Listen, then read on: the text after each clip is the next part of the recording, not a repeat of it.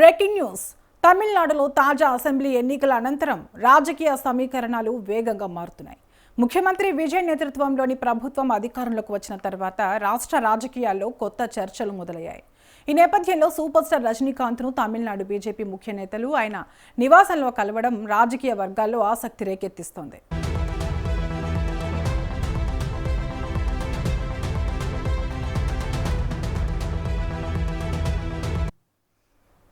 చెన్నైలోని రజనీకాంత్ నివాసానికి వెళ్లిన తమిళనాడు బీజేపీ రాష్ట్ర అధ్యక్షుడు నాగేంద్రన్, పార్టీ జాతీయ కార్యదర్శి డాక్టర్ అరవింద్ మీనన్ ఆయనతో భేటీ అయ్యారు.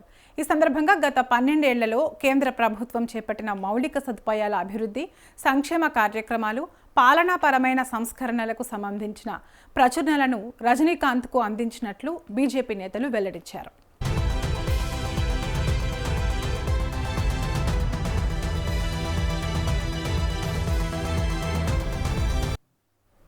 అయితే ఈ భేటీ వెనుక రాజకీయ ప్రాధాన్యత కూడా ఉందనే చర్చ జరుగుతోంది.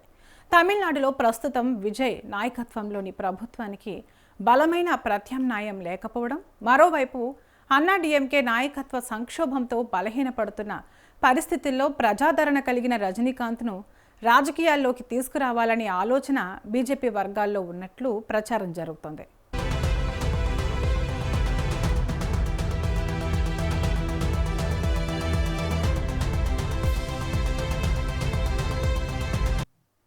గతంలో రాజకీయాల్లోకి వస్తానని ప్రకటించిన రజనీకాంత్ అనంతరం ఆరోగ్య కారణాలు, ఇతర పరిస్థితులను దృష్టిలో ఉంచుకుని ఆ నిర్ణయం నుంచి వెనక్కి తగ్గారు.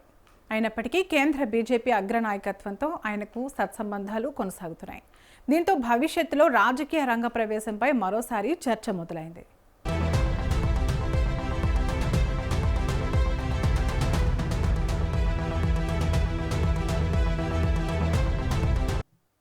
ఇదిలా ఉండగా తమిళనాడు బీజేపీ మాజీ అధ్యక్షుడు అన్నామలై కేంద్ర ప్రభుత్వాన్ని లక్ష్యంగా చేసుకుని నీట్ పరీక్షల వ్యవహారంపై విమర్శలు గుప్పించారు.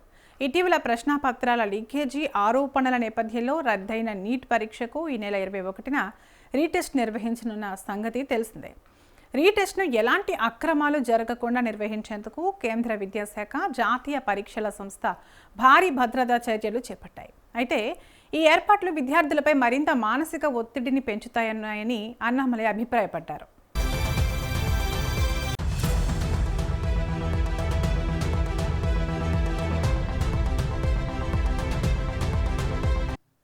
సిఆర్పీఎఫ్, సిఐఎస్ఎఫ్ భద్రత, పరీక్షా కేంద్రాల వద్ద 2 అంచెల తనిఖీలు, ఆర్టిఫిషియల్ ఇంటెలిజెన్స్ ఆధారిత నిఘా వ్యవస్థలు, ఫేషియల్ రికగ్నిషన్ సదుపాయాలు, ఎయిర్లిఫ్ట్ భద్రతా పర్యవేక్షణ వంటి చర్యలను ప్రస్తావించిన ఆయన పరీక్ష నిర్వహణను యుద్ధ వాతావరణంగా మార్చారని విమర్శించారు. విద్యార్థులకు ప్రశాంతమైన వాతావరణంలో పరీక్ష రాసే అవకాశాన్ని కల్పించాల్సిన అవసరం ఉందని ఆయన తెలిపారు.